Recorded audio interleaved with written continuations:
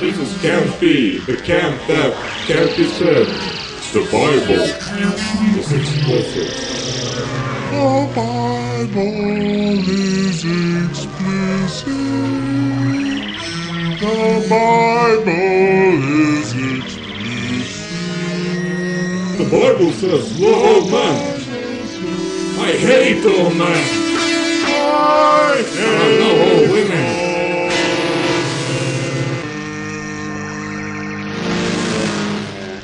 I stood on a mountain in San Francisco in August of 1992 and looked into the sky, dead in the glare of the eye of God.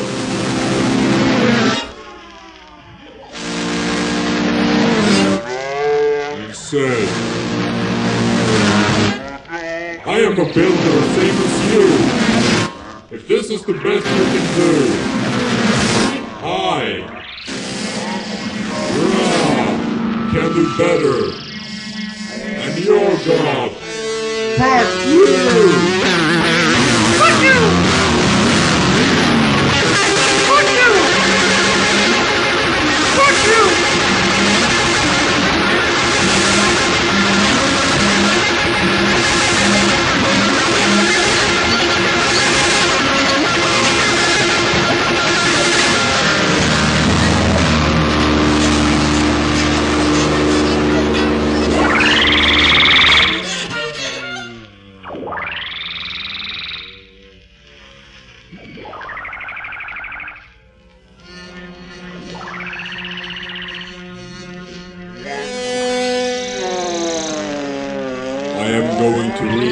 The pageant of Adam and Eve with a different ending and take my mother out of hell. I am the Alpha, I am the Omega, I am the epic tale.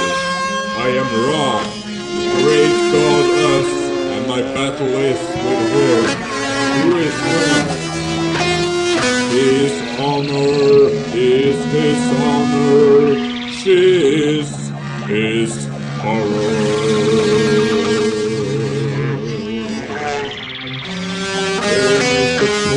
Of them equals him.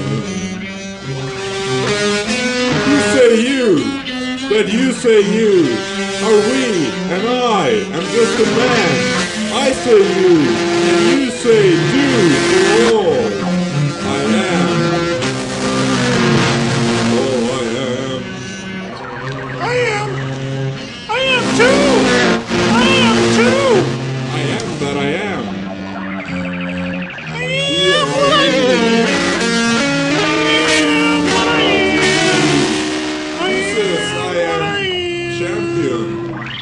I am Ra, the great god, us, son of the Nordic Wolf.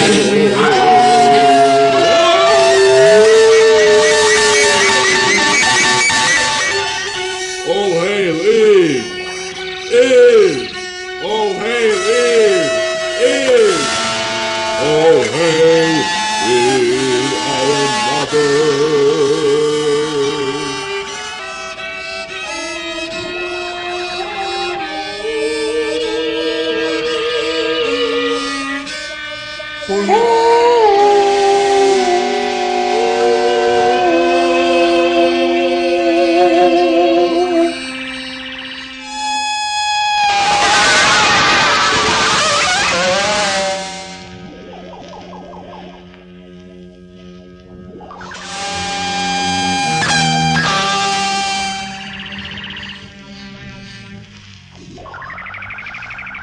For an official invitation to a very special party, write to Peggy Stanton, General Delivery, Nevada City, California.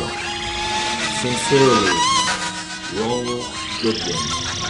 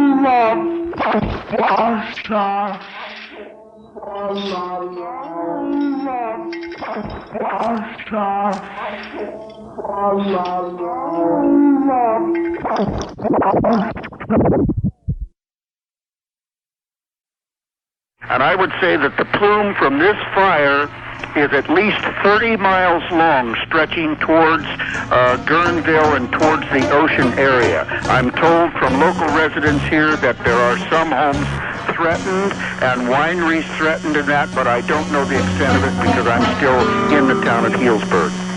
Thank you very much. That's reporter Larry Green checking in from Healdsburg on another huge fire burning now in the North County. And we've been telling you all afternoon about the big fire burning in the Oakland Hills. 6 alarms, homes burned, people have been hurt, major evacuations underway, including the Claremont Hotel, which is now being evacuated. Right now, over downtown San Francisco, it looks like the sky is completely covered in clouds. That's thick smoke coming from that fire in the Oakland Hills. Reporter Bob Stafford has checked in with airports around the Bay Area and found out that commercial airline traffic is not being affected by these smoky skies, but they are holding down general aviation traffic somewhat because they're going to start needing firefighting air equipment in this fire, and so that is affecting general aviation traffic somewhat. Checking now with David Dubuque, who comes to us from KCBS Central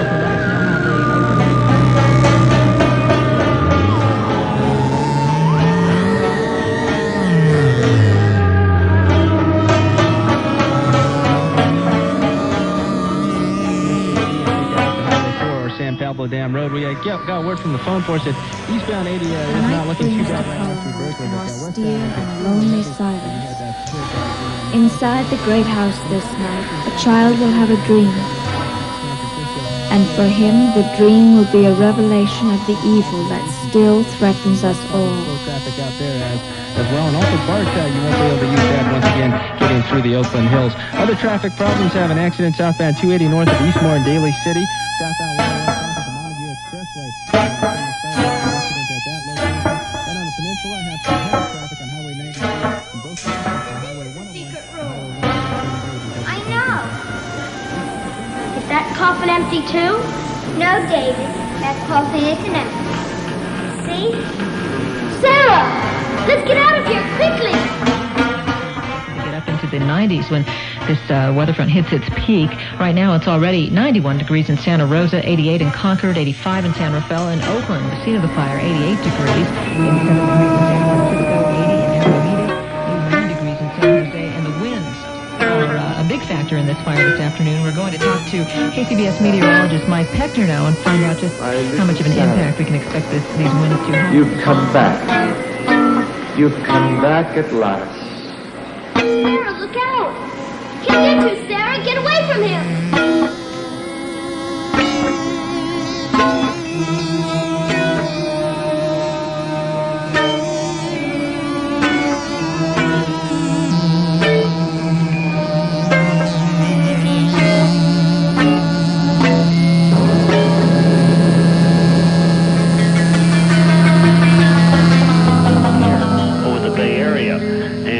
Winds right now up in the Oakland Berkeley Hills are 15 to 30 miles an hour with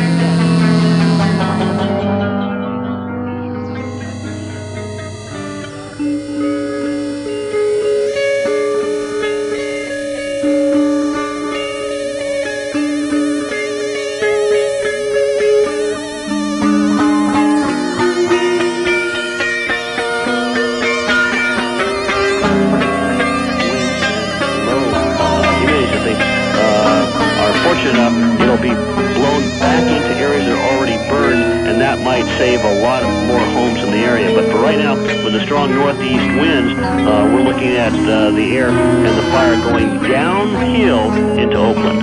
All right, thank you. That's meteorologist Mike Peckner telling us about the trouble from the wind involved in this fire in the Oakland Hills.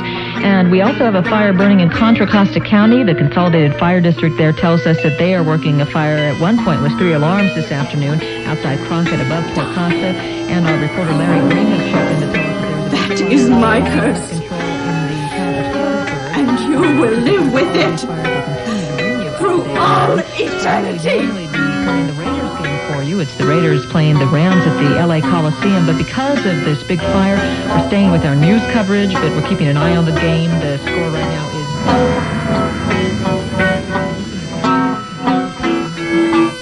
in the Oakland Hills. Dave? Rebecca, as the fire rages out of control, burning everything in its path, seemingly, some people are watching the destruction here on Grizzly Peak Boulevard. They've gathered on a fire trail, but have since been ordered to leave. This is the UC Police Department. People up on the hill are asked to leave the area. People up on the hill are asked to leave the area. You may be hindering yourself in firefighting equipment. We're asking you to leave the area, going southbound onto South Forest Drive and out of this area. That announcement was issued just moments ago, and people are right now getting in their cars, and they are leaving the area, including myself. Ironically, there's a sign right next to this fire trail that says fire hazard today, and the sign reads very high. Reporting live on Grizzly Peak, Dave Padilla, KCBS News Radio. KCBS News Time, 1:26.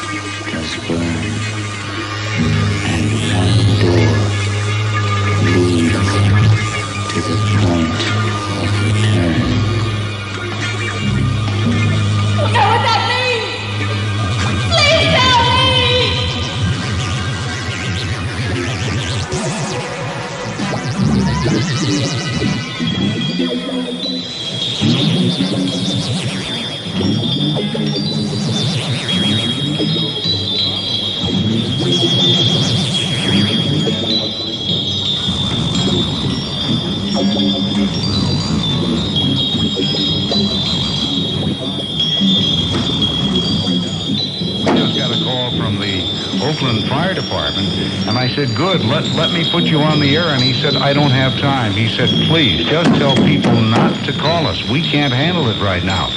Well, what we need is just how far this fire is spreading. People everywhere are concerned when they see these things falling out of the air. We have been telling people to conserve water for a long time, and it's hard now to tell people to start using water, but certainly you should be prepared to wet down your own property, especially if you can get to the roofs of homes, because that's how fires spread most easily. We don't want to waste water in times like this, but if it's spreading close to your home, that's certainly the prudent thing to do. Thank you. That's reporter Bob Scott.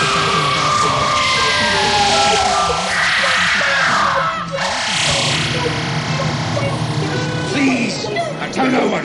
Promise you won't. I'll let you go if you promise. Including the Paramount Hotel, police and fire officials getting people out of the area to make sure they can keep injuries to a minimum. So far, we have reports that as many as 9 people have been hurt in this fire. We have reporters continue to keep you up to date on the fire. That, by the way, is why we are not broadcasting the Raiders-Rams football game this afternoon. That game being played at the LA Coliseum. That game is still scoreless. We'll keep an eye on it for you, but we'll continue continue to cover this fire. Right now, Dory Culver comes to us from the KCBS newsroom with another update on the fire. Dory? Well, Rebecca, I've just finished checking with all the hospitals in the Oakland area, and they confirm that all the hospitals in the East Bay are now on yellow alert. That's an emergency standby. Powers of light are triumphant! Let me go! Down, witch! Down on your knees! Down, down, down into the dust! I have the witch! I have the witch! Of their injuries. Highland Hospital at this point treating 2 people, one for smoke inhalation and another for severe burns. But again, all the East Bay hospitals on alert, and basically that's an emergency standby position, and they've got their emergency rooms geared up in case people are brought in. A couple of other notes that we'll pass on to you. I've just checked with San Francisco International Airport and Oakland Airport to see if the smoke is affecting whether or not planes can take off and land, and they tell us this hour they're experiencing no difficulty because planes are taking off and landing routinely. And one other thing I will pass on to you, we are getting numerous calls from the news people throughout San Francisco, which is obviously on the other side of the bay from this fire, falling ash in both the Bernal Heights and the Noe Valley area. The wind is really picking up and moving, and at this point, raining down ash all the way on the other side of the bay. We'll keep you updated as more information becomes available. At the KCBS Fire Desk, I'm Dory Culver. And we're also getting word that there is an emergency evacuation center being set up at the Emerson School. That's about 5 blocks west of the Claremont Hotel. This is for people who have been evacuated from their homes or have lost their homes in the fire or aren't sure at all. Emerson School has become the emergency evacuation center that's located at 2800 Forest Street, about 5 blocks west of the Claremont Hotel. And now we go to KCBS reporter Bob Butler with another evacuation in the area of the hills. Rebecca, I'm at the corner of Pinewood and Broadway Terrace. I'm in a 7-Eleven or a Quick Stop Market, and a bunch of people who live up on the hill are here right now, and they're all trying to get information. Some people weren't home when the evacuation started, and there's a gentleman here right now who has a map, and he's trying to tell people just what's going on up there. If you look on the map, the power station right here at Broadway Terrace, at Mountain Boulevard and 24 and 13, it blew up. It started exploding. And that's 200 yards from here right now. Right. And it's gone around Lake Temescal. It's feeling the... Right where I was. Okay, I'm right. You're right here. Killr Road. Yes. Killr Road, and that's my house right there, right above us on Contra Costa. All right, where's Contra Costa and Buena Vista? Where's Road? Here's okay, right there. That's Killr Road. We're right on the corner of Buena Vista and Hill Road. Right above it, you can see maybe about 200 yards above our house. You can see wind. The owl, the raven, and the bat. You will dwell with me forever in the land of the dead. Over us.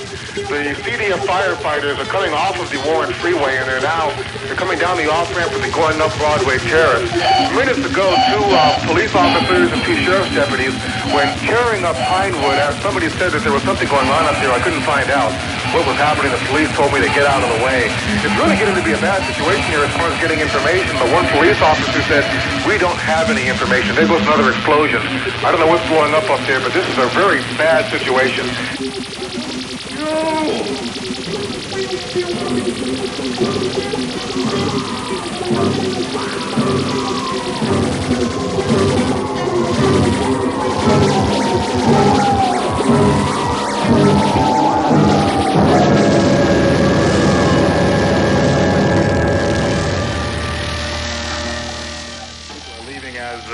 We speak because of this fire up here. I see reporter Jerry Wilcox just pulled up right outside this very house where I'm standing, and the flames could be coming over the hill at any moment.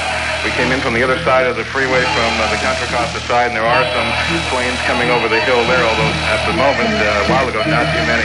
But people are scrambling to get out of here. In Oakland, Bob Melrose, KCBS News Radio.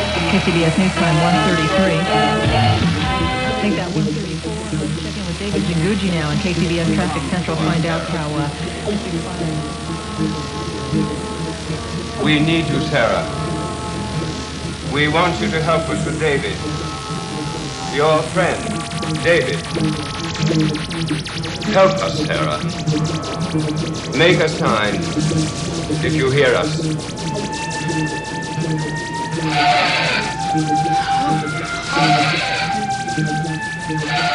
Sarah.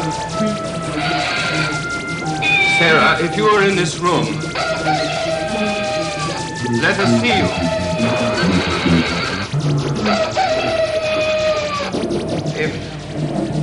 If you will not let us see you, then speak to us. Speak. Highway 1 to Highway 101 because of the Pumpkin Festival, and also there's slow traffic southbound 101 through Millbrae as you head down toward Highway 92. Traffic lights never stop. Through Carolyn. It's hot all around the Bay Area. Near record temperatures expected later on this afternoon. Hazy skies all over the place. It looks like clouds over downtown San Francisco, but that's actually thick smoke from the fire burning in East. Tell us about... Right now, temperatures around the Bay Area aren't helping. Your friend. 86 degrees in San Francisco, 86 in Oakland, season the fire, 88 degrees in Concord, 85 in Redwood City, 84 degrees in San Rafael, and but you come today, Santa Rosa. Traffic and weather together every 10 minutes on KCBS News Radio. No! KCBS reporter Bob. I do not like it here. I have no friends. We have the report from Bob Butler. She lies.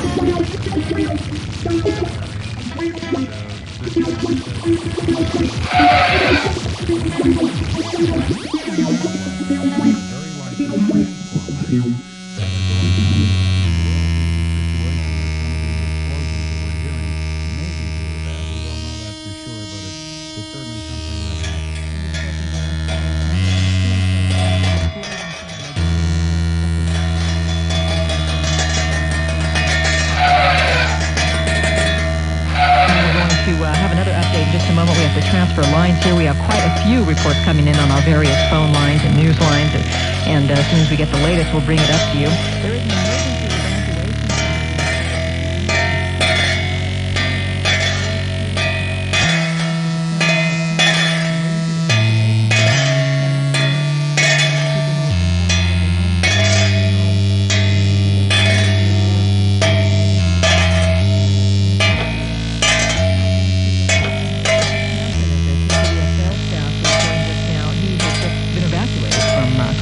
area of the fire. Doug? I just left my house about an hour ago. In fact, going all the way down to MacArthur and got on MacArthur, and I'm headed back north up San Pablo now, so I go see some friends in Berkeley. But I was watering my roof up until about 10 or 15 minutes ago, and we kept seeing spots of fire coming over the top of the ridge, which is 2 blocks up the hill from our house. Our house is basically on Broadway Terrace, about 3 blocks west of the quick stop where Bob Butler was just calling in from, and we heard the transformers exploding, and our power went brown and then out and then back on and then finally out again. So we can just, everybody in that area has just watered their roofs down as best they can, and then just, you know, the police are coming by and telling everybody to evacuate. So it's basically a forced evacuation? Yeah, forced evacuation. That's really about 1.5 miles over 2 hills from where the fire began. So this fire has jumped over Highway 24, jumped over a number of residential streets, and is now on its way down to Broadway Terrace. Doug, how close is the fire to your home? We can see the fire on the ridge, I'd say maybe 3/4 of a mile from our home. That's really close. Like we're on one side of the valley and the fire was on the other side of the valley. The wind blowing the flames toward you? Yeah, the wind was when it was the wind shifts from northerly to easterly, which is pretty typical in this kind of gradient pattern. And you know, when it was a northerly, it was blowing right at us, and easterly, we were across the wind from it. So I kept praying for it to be an easterly, and then every time I'd stop watering, it'd be northerly again. I'd start watering my roof again. Doug, what about your neighbors? Have you all packed things up to take them, or did you just take off quickly? You know, we took some clothes, you know, as if we were going to stay in a motel for the next few days. You know, just a few days worth of clothes and some stuff for the baby. And we were among the first in our neighborhood to leave. And we were among the first in the neighborhood to start watering our roofs. So a lot of people are still behind watering their roofs and hoping for the best. Do you have any idea if they'll let you back into your neighborhood, or did they block off the streets? I would assume they won't, because they were telling everybody to get out and keep the streets clear. And I had heard, my wife had heard that they had actually blocked off Broadway Terrace from Broadway, which is the lower part, Broadway is the bottom part, and then Broadway Terrace goes up into the hills from Broadway and Oakland. Okay, thanks a lot, Doug, for checking in with us. Sorry to hear about the fire getting so close to your home. That's KCBS sales staffer Doug Hansen checking in to say he's evacuated his home with his wife and his baby, and the fire is 3/4 of a mile away from their home at Broadway Terrace, and the police just told them they have to get out of there. KCBS News Time 1:39. We are not bringing you the LA Raiders football game right now, obviously, because of this fire in the Oakland Hills. A very important story. We have plenty of people on the scene as well as around the scene to keep us up to date on this fire. We're keeping track of the game for you. The score is LA Rams 7, LA Raiders 7, and we will hopefully bring you that game and tape delay a little bit later on today. But for now, we want to stick with this fire and keep letting you know what's happening in the East Bay Hills. KCBS News Time 1:39.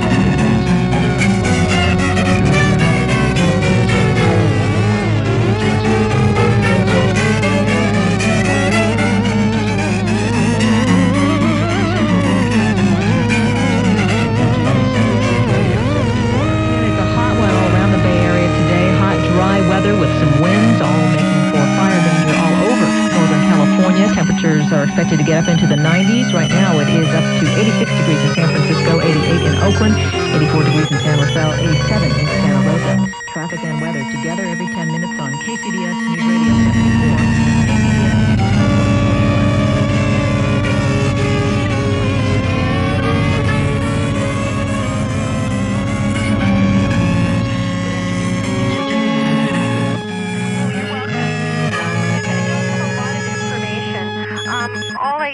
Is that there's a possibility of the fire affecting some of our electric transmission lines in the East Bay area.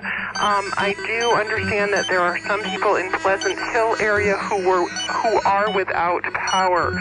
I don't know of any other outages other than that. Our crews are aware of the situation and working to try and maintain or restore power as safely as they can. Mary, we've had word of exploding sounds coming from the area of the fire, and one person speculated that might be transformers going up. Do you know anything about this? I don't know anything about that. No, I'm sorry. Okay, and if transformers do go up, does that pretty much make for an outage in the area? If a transformer were to explode, yes, that would most likely affect service to the customers who are served by the lines affiliated with that. Okay, thank you very much. That's Mary Bonacore of PG&E reporting to us on outages. Reporter from Pleasant Hill. We have people who have also talked about outages in Oakland, and there are some transformers that people think might have been blowing up. It could be trees, though. They just know they're hearing exploding sounds in the Oakland Hills near this fire. Now we're going to check in with Jerry Moralt coming to us from BART. Jerry, what can you tell us? Okay, we have no traffic from Concord to San Francisco due to the fire in the Berkeley Hills. That's at the request of the fire department that we closed down service in that area.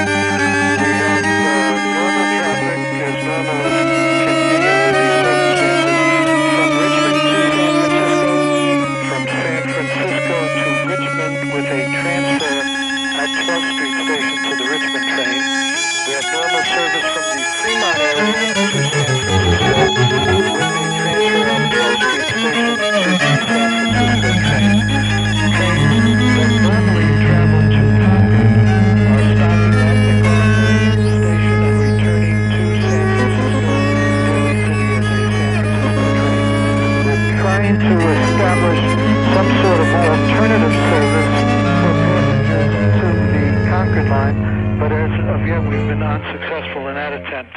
Of course, you know, the freeway is closed, the California tunnel is closed, and that's about all the information we have at this time. Okay, Jerry, I would suppose with that tunnel closed, there's not much you can even do by way of bus. We're trying to establish some sort of an alternative plan.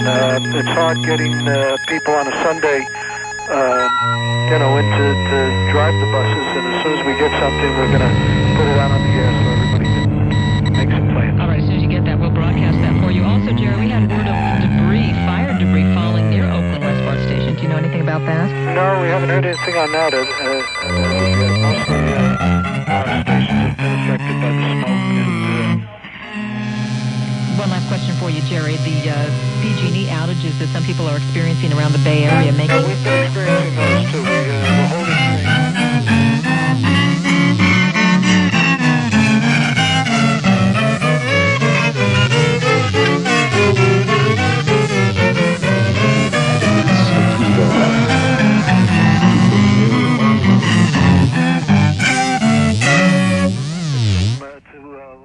to Concord. That's about it. All right, thank you very much. That's Jerry Moralt with BART telling us that they have normal service, as normal as can be expected. There are interruptions from Richmond to San Francisco and from San Francisco to Richmond with transfer at the 12th Street station. Also some normal service from Fremont to San Francisco with the transfer at the 12th Street station. But Concord-bound trains are stopping at the MacArthur station and returning to San Francisco. They are hoping to get some kind of alternative service and put people on buses. But with the Caldecott Tunnel closed, there's not much luck of that in the next few hours anyway.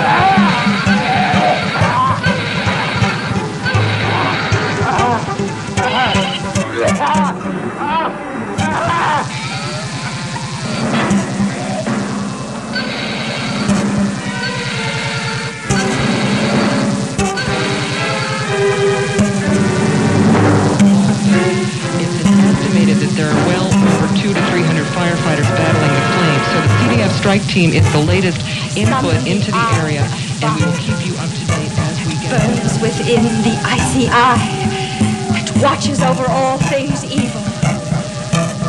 I call it to this room of my own creation.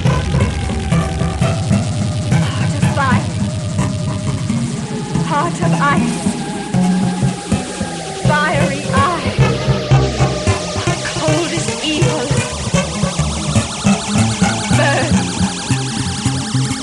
And to come and burn, burn, burn.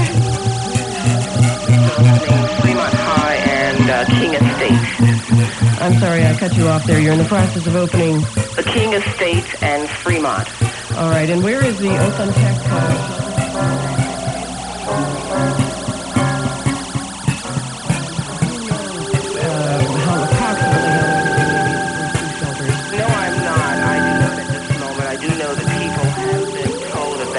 They can go for shelter, as well as. Are you feeling it?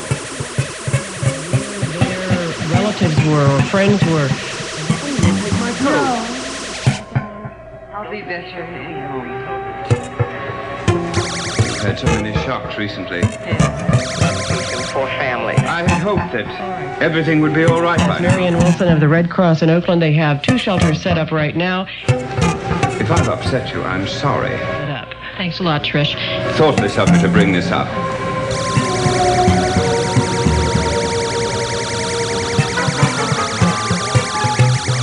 Contact their dispatchers to drive buses this afternoon. Those buses I don't think you're crazy just because you thought.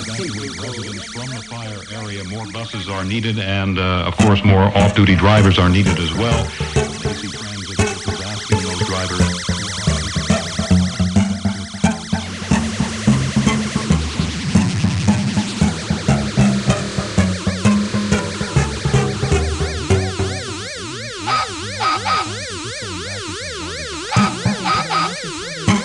giving us the latest from AC Transit. Now.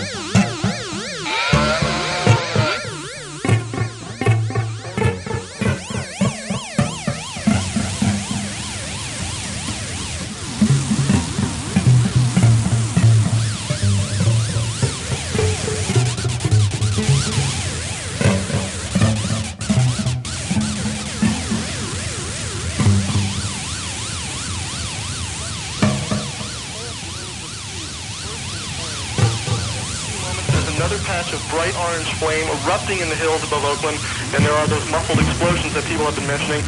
Down here, all along College Avenue, Claremont Avenue, Ashby, Alcatraz, people are standing watching the fire, sitting on their rooftops with cameras and binoculars, and then moving back into their homes as this ash rains down on them.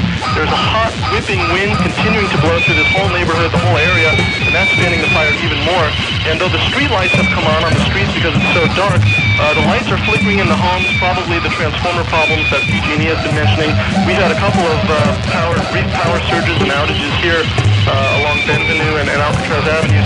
And people below the hills here who were just fascinated spectators the first couple hours are now starting to nervously pack up some belongings in case we have to evacuate here as well. One of my neighbors across the street is packing up.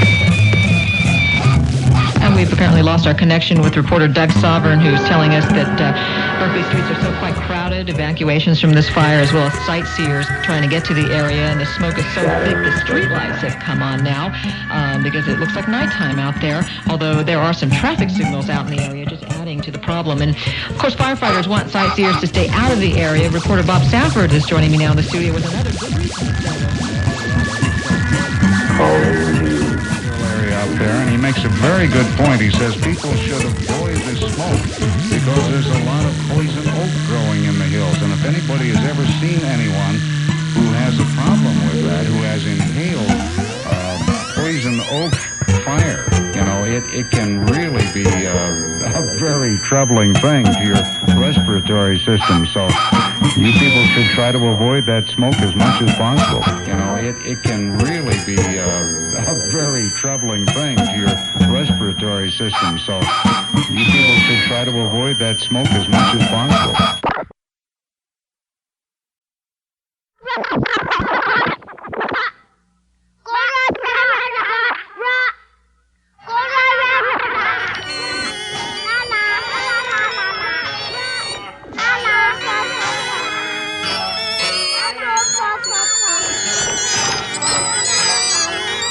I knew I was dead.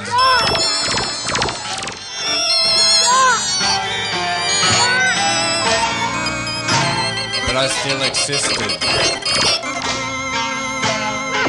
I was still me. The tall being told me I would be returning. I asked him, what is the soup all about?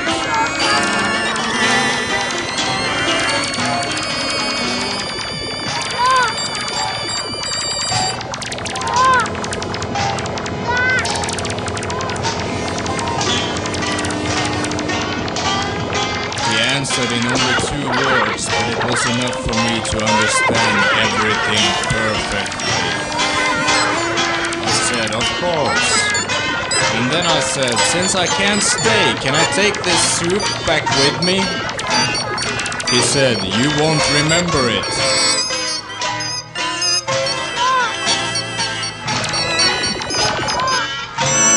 I found myself in a green meadow filled with colored soup I'd never seen before. It was covered with flowers and flowering bushes, each radiant, and a golden soup hovered over everything.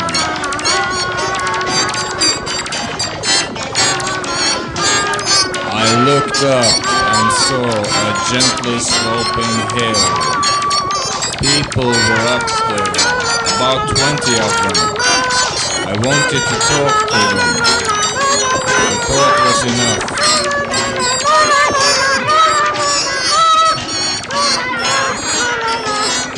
Once there, I saw in the distance, a little lower than the horizon, a city, and I said to myself, I wonder if that's where I came from. or if that's where I'm going.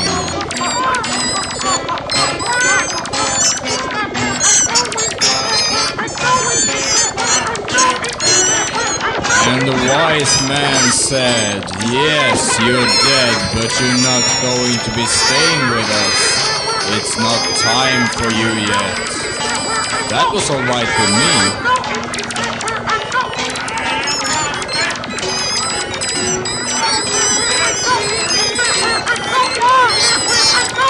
What about my sins?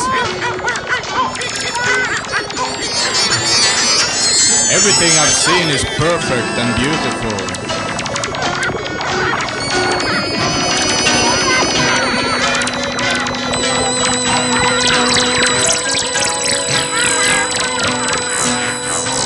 There are no sins. The only thing that matters here is what you think.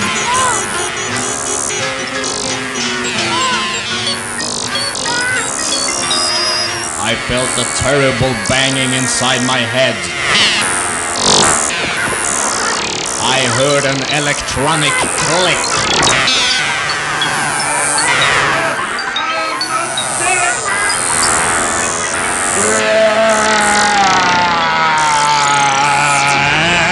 And I was back in the hospital. My doctors was at my side and she was massaging my chest and I was in great pain.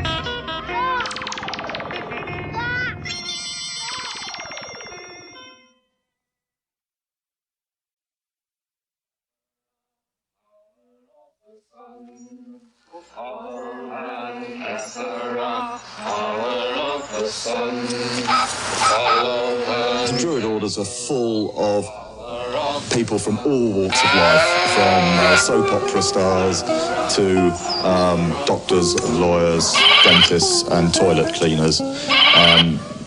Anybody can be a Druid. I'm standing on Primrose Hill, which is one of the sacred sites in London. And it was here that the Druid Order was inaugurated in its last, most recent cycle in 1717, when a number of Druids from Wales and Scotland and Ireland and Brittany and England came together, and it is here that some of the ceremonies are held. Samhain was seen as a time when the dividing line between the dead and the living was at its thinnest. Consequently, contact with spirit beings was thought to be easiest. Samhain was also one of the major fire festivals of the Celts. At this time, the Druidic priesthood led the people in diabolical worship ceremonies in which they would sacrifice animals and humans in ritual killings. Human sacrifice has absolutely no place in the modern tradition.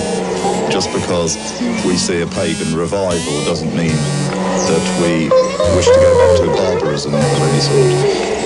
So it's a bit of a red herring. It's not something we like to talk about. The name for Druids is believed to come from the Greek word drus, meaning oak. Druids usually select groves of oaks for their ceremonies and use the leaves in their sacred rites. The work of the Druids consists in reuniting us with the world of nature externally and internally with that stream of ancient wisdom and knowledge. Sharing the Druidic tradition of nature worship is witchcraft. The title witch is from the Saxon word wicca, meaning the one who practices sorcery. The Oxford Dictionary states that a Wiccan is one who is twisted, bent, or warped. Despite attempts from modern Wiccans to sanitize the original intention of witchcraft, its practice cannot be divorced from demonology. O guardians of the watchtower of the east, I, Ishtar, high priestess and witch, do summon and stir thee. I command thy presence at this our meeting, to guard over our circle and to witness our rites. So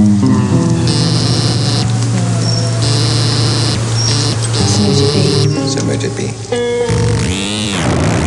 My mother was a witch, and my grandmother was a witch, and I have been a witch for as long as I can remember. Since I have been practicing the craft, there has been a great revival. I believe there's about 1 million people in England alone that practice witchcraft.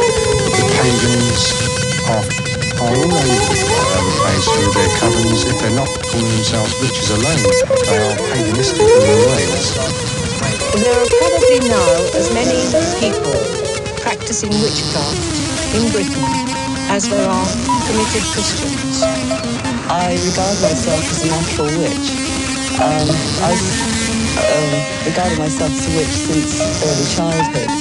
I was brought up in a very isolated part of the country, on the Welsh border, which has a long tradition of magic and Welsh sorcery.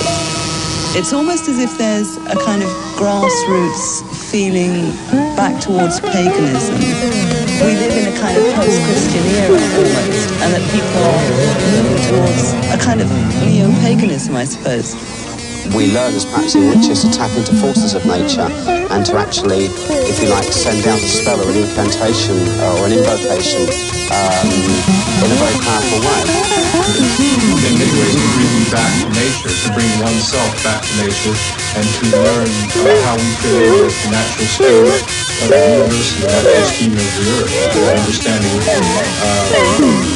what we need to do with the planet.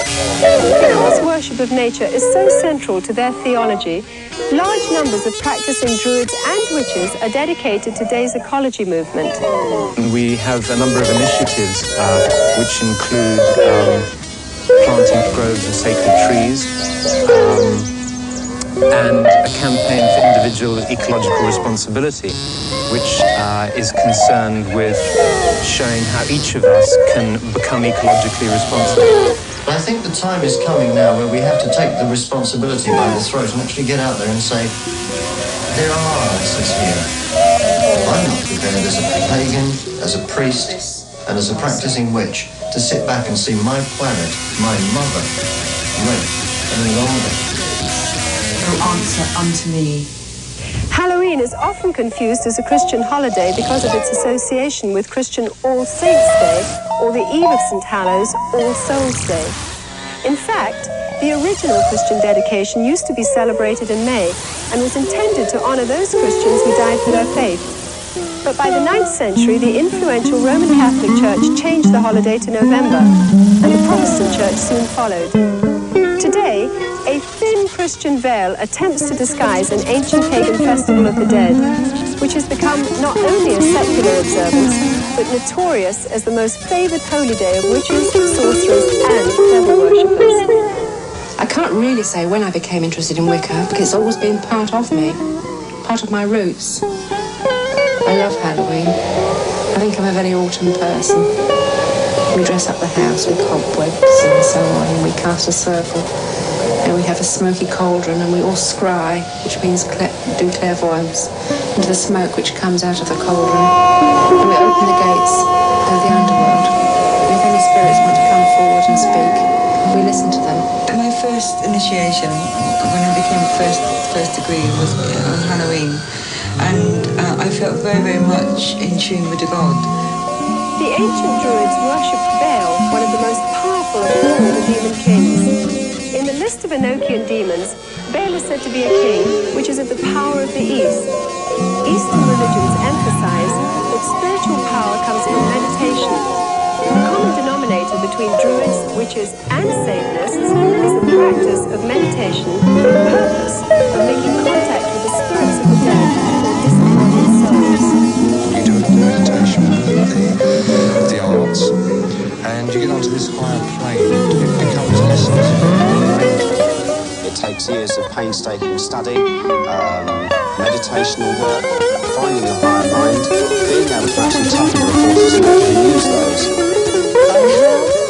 On occasion touched upon, I suppose you could call them spirit guides, and people describe them in a different way.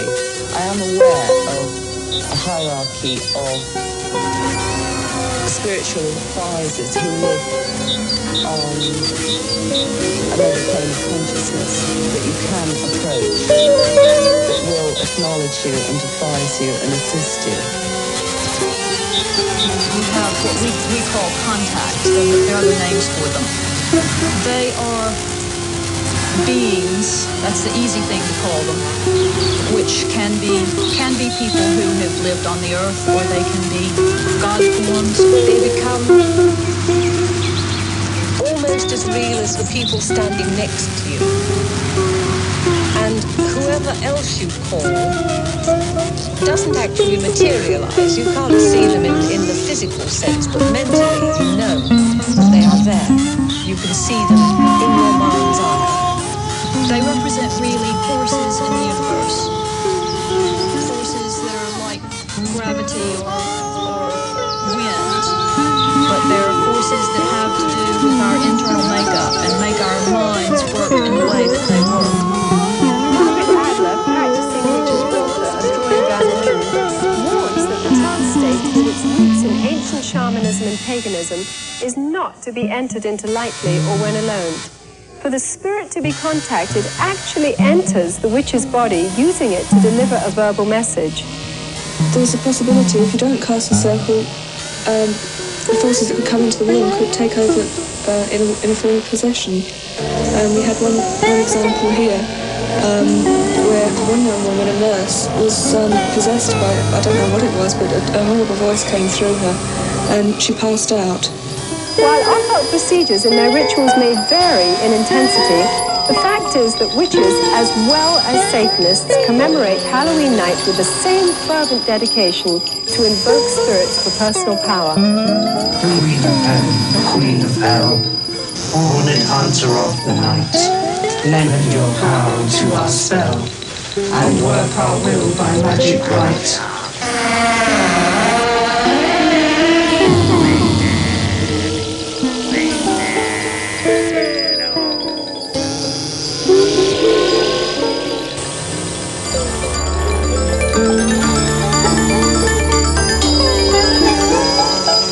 Have you seen Wendy Wallaly Yates?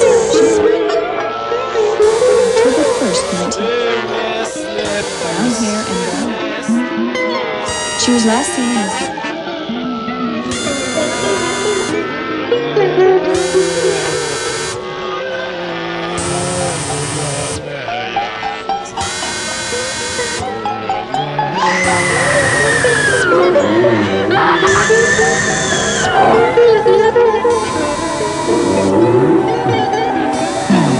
Fortune spins, Charity. You mustn't be frightened. Good night, my darling. Good night. Good night. Good night.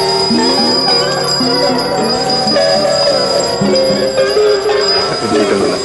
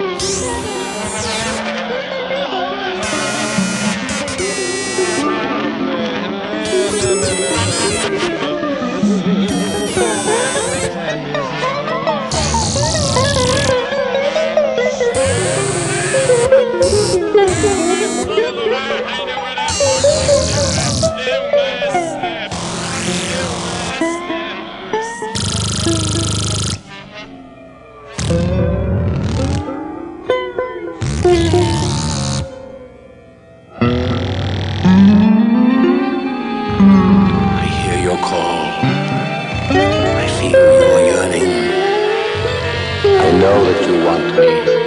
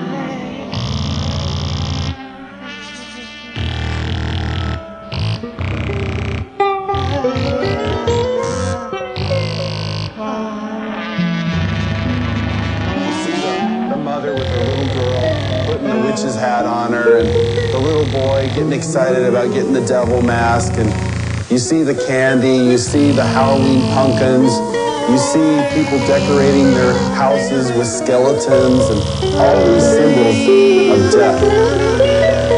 You know, it only serves to bring back horrifying memories to me. Memories of death, memories of children being so abused, so ripped at everything, their character, all in the name of Satan. If a person can really stop the next time they go into that store and realize that there are children who are going to lose their lives because people are taking this a step further. There are people out there who don't just celebrate Halloween with trick-or-treat candy. This is a religious holiday to them. This is something that is holy and sacred, and they are taking innocent human life. I can't say, go ahead and have Halloween fun. It doesn't matter if you're participating in Halloween, even if you're not a Satanist, you know, if it's just for fun. No, because these Satanists are using this as a smokescreen. Glenn, you said that Halloween is a religion of Satan. What do you think when you see churches and Christians celebrating Halloween? It makes me sick that the Church of Jesus Christ would take on this horrible demonic thing that is happening in our world. Christians should be the ones who are standing up against this. Christians should be the ones who are saying, these terrible things are happening and we want to stand against this.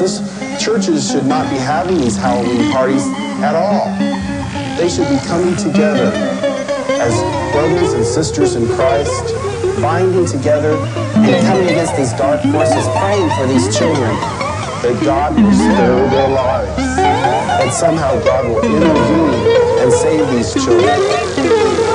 Whether the public chooses to believe in the frightening growth of Satanism or not, the fact is that a highly organized network of Satanists are operating in America and Europe today. They seem to be respectable members of society and are integrated into all professions and walks of life. We go now to a special report from noted author Hal Lindsey, who is on location at a site known to be used for satanic rituals.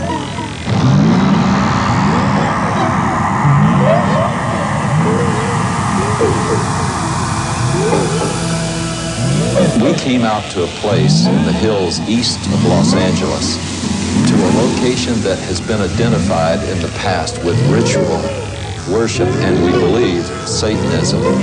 Frequently, this site has been discovered with candles that have been used in ritual, and you can look at some of the artifacts we found here today. Upside-down crosses that were put around, bones that are scattered around here, and various satanic symbols, but also something disturbing in the light of what we'll be talking about in the future, and that is the diaper of a very, very small baby. You know, I believe that this country is experiencing a pagan invasion, including a new upsurge practice of witchcraft, the New Age, and as we will talk about today, outright Satanism. Around the middle of the 1960s, there was a dramatic upsurge in satanic worship, beginning with Anton LaVey and his writing of the Satanic Bible and the founding of the Church of Satan in San Francisco in 1966. I watched as this accelerated, not just in the West Coast, but around the country. And Charles Manson and his gang in 1969 committed the horrible, brutal crime with Sharon Tate's home. This was done in connection with all of the paraphernalia of Satan worship. This started a whole avalanche of satanic crimes. We've seen serial murders. We have watched as one after another has been brought to light. Many murders where satanic symbols have been discovered. The pentagram, 666, and all sorts of things of this nature were done. But more distressing, we have found all over the country reports that there are animals that have been mutilated in a very skillful and specific style that shows that they were ritually offered as sacrifices. There are now confirmed cases where there have been girls that have been used as breeders, and their infant children have been sacrificed to Satan. Halloween seems to be the high holy day for the Satanist and the occultist. Halloween is the time when all across the country, in secret little places, in the dark, there will be little babies sacrificed to Satan. You don't believe it? I know it's hard to believe myself, but there has been such an acceleration of worship of Satan that we believe these sorts of things happening, and we have evidence that they are. Satanism exists in this country as it exists elsewhere. It is appallingly evil. It is about murder. It is about child abuse. It's about sexual abuse. It is no joke and must be taken seriously and must be done. If they can ritually abuse children, if they can in any way sexually abuse children, anything to destroy a child's innocence and their trust in their wonder of the world, they will do it. The most tragic stories that I know are where a child has told people what's been happening, and the adults have said, look, the stupid thing doesn't happen in this country, and making up stories or lying. The problem we're coming across is that the higher officials in these public organizations do not want to acknowledge that this is occurring. We need to lift that veil of misunderstanding and say, hey, this is a crime to be dealt with. It's been going on in the 90s. It's not going away. Satanists want to recruit. We know that it's been going on for many years. This is not new. But their arrogance and their outwardness about the way they recruit is becoming unbelievable. Sometimes they'll simply suck them in through the local high schools, sex and drug parties. We have an epidemic of young people participating in some strata of Satanism.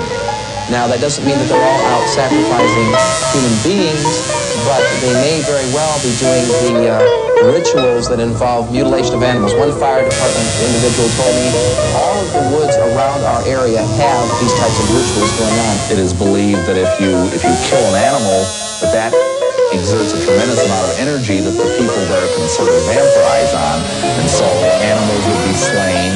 And this is especially true on the high holidays like Beltane and Samhain, Halloween, and May Eve. Something about sacrifice. If you do it once, you want to do it all the time. Once you've actually passed the barrier of sacrificing an animal, you get this sort of bloodlust. where you really want to do it. And I really wanted to do it.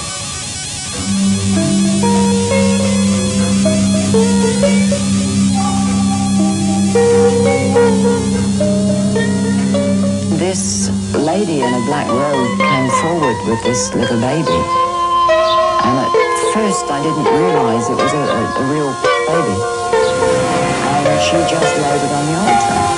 It was breathing, but it wasn't crying. And then the high priest just took the family of the ceremonial dagger and just cut the baby's throat and poured the blood in a chalice. At that point, I was staggering, reeling. I thought I was just going to throw up. I just couldn't believe it, but by then I was so scared that I just stood there. And then when I was led forward, I thought, this is it, the job's done, they're going to kill it.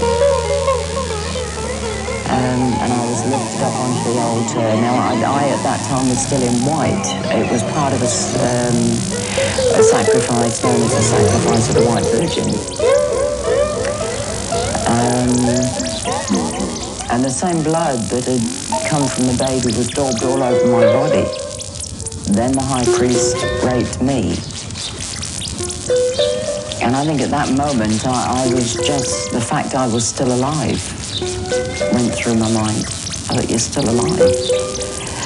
I then had to sign in blood a parchment stating that I would never ever reveal what had happened in a coven. If I did, I would die. Are human beings being sacrificed? Yes. There's a lot of things that I would look for to make a determination on a ritualistic craft. It could be marks that are found at the scene. It may be it's like a pentagram. It may be an upside-down cross. It could be, again, the number 666. It could be a loss of blood in the body.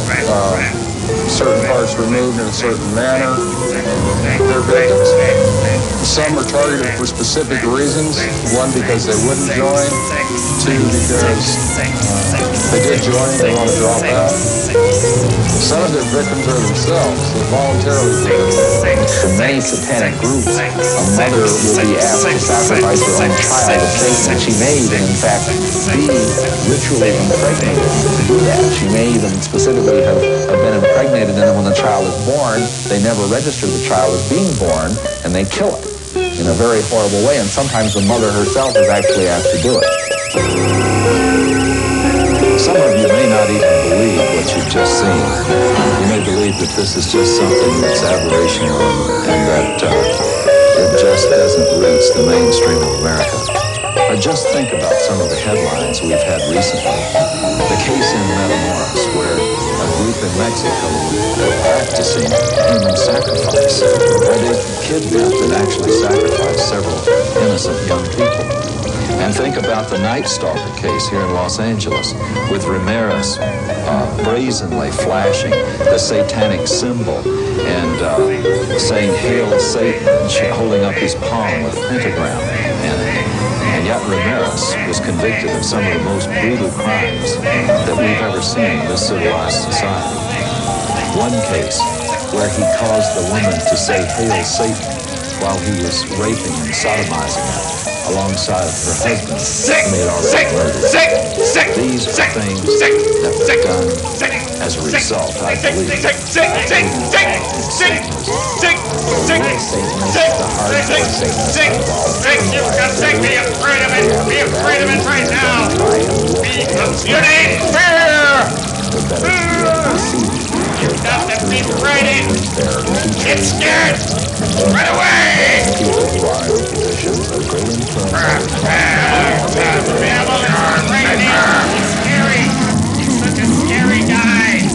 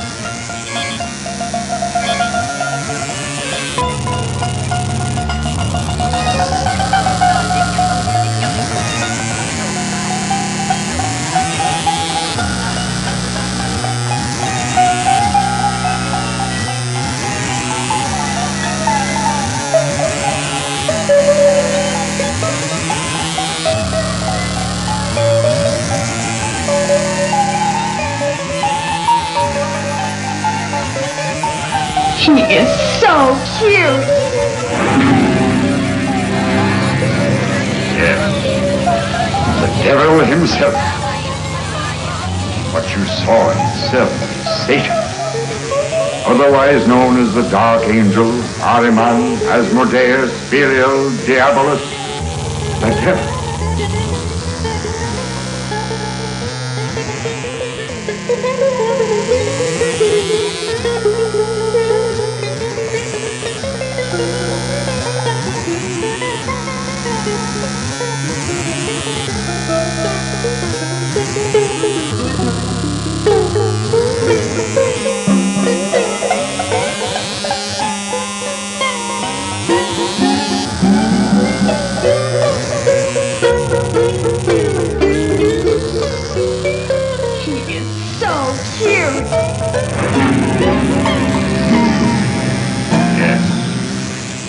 Devil himself. What?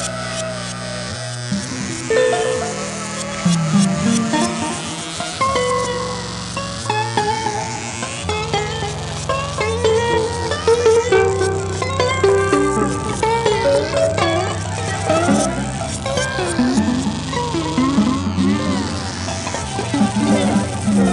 is so cute. Yes, the devil himself. What you saw himself is Satan, otherwise known as the Dark Angel, Ahriman, Asmodeus, Belial, Diabolus, the devil.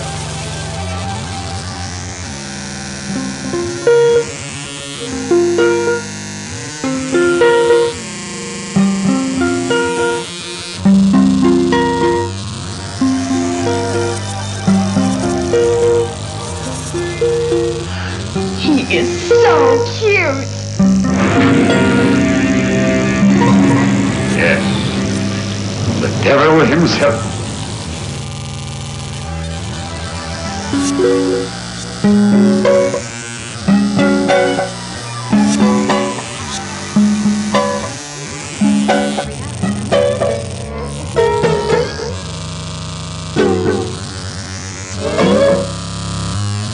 He is so cute. Yes, the devil himself. What you saw himself is Satan, otherwise known as the Dark Angel, Ahriman, Asmodeus, Belial, Diabolus, the devil. Result in demonic retaliation. Jack-o'-lanterns grew out of the Celtic tradition of carving the faces of demonic spirits on turnips and later on pumpkins. The World Book Encyclopedia says the apparently harmless lighted pumpkin face of the jack-o'-lantern is actually an ancient symbol of a damned soul. Candlelit pumpkins, or skulls, at a home signified that the occupants were sympathetic to Satan and would therefore receive mercy by spirits and trick-or-treaters on their Halloween rounds. Perhaps the most sickening of all Druidic New Year practices were the human sacrifices which occurred at midnight. Adults and children alike would be thrown into huge fires while the celebrants danced around them in demonic fits of abandon. By morning's light, only ashes and bones would remain. These were called bone fires, which is where we get the tradition of bonfires today. The Druids believed that black cats were reincarnations of the evil dead and were possessed with supernatural power and knowledge. Bobbing for apples was part of the Druidic New Year sexual divination ceremony of fertility. The broomstick and witches' hats were originally considered phallic symbols. When used in the rituals of witchcraft, these objects supposedly transform the sexual energy released during orgasm into psychic energy. By understanding the pagan origins of Halloween, we can no longer claim ignorance. As parents, we are called to a sense of responsibility and must decide whether to allow our children to participate in occultic celebrations which glorify the powers of darkness. Deuteronomy chapter 18 spells out God's position concerning man's participation in divination, sorcery, and communicating with the dead. Verse 12 states that whoever does these things is detestable to the Lord. By participating in the customs of Halloween, whether in fun or ignorance, we are continuing in practices which have been consecrated to Satan. People who love the Lord should stand for separation from these things and not compromise. Christians can gather together at Halloween and use the night to educate themselves to the dangers of paganism and to take the opportunity to pray and wage spiritual warfare against the powers of darkness in their community. They can be combined with a time of worship, praise, and thanksgiving to our Heavenly Father for victory over Satan, death, and hell. Many of the people appearing on this program got involved in the occult because of a desire for divine light power. The source of occult power is Satan. It is deceptive, exploited, and eventually failed to deliver us to innocence. There is always God. There is only one God. The power God offers mankind, on the other hand, stems from a personal caring for that which He created. If you don't know God, but would like to experience His life-changing power, then recognize that Jesus Christ wants to be the Lord and Savior of your life. If you accept the fact that His death and resurrection is payment in full for all of your sins, you will have everlasting life. Within all of us, there is a God-shaped vacuum. Throughout the ages, man has attempted to fill that void with the things of the world. But it is only through a relationship with our Creator that we can be truly satisfied. His Holy Scriptures reveal the way in which we can be reconciled to God, and that is through the provisions of His Son, Jesus Christ. And so you see what really is happening in our world, the significations to it, the reality and the truth that all of us need in our lives.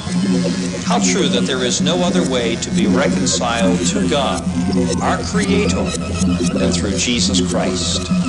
There is no other plan, there is no other way, there is no other possibility. The temptations, the deceptions, the options that evil offer to us have become very dramatic, very sensationalized, and very enculturating in our society. And as you've seen tonight, when we look behind the scenes and realize what really is taking place, we do want to become a people who find truth, who find reality. Have you ever experienced that reconciliation with God in your life personally? Have you ever known what it is to, through Jesus Christ, have your past dealt with, your present provided for, and your future divinely determined?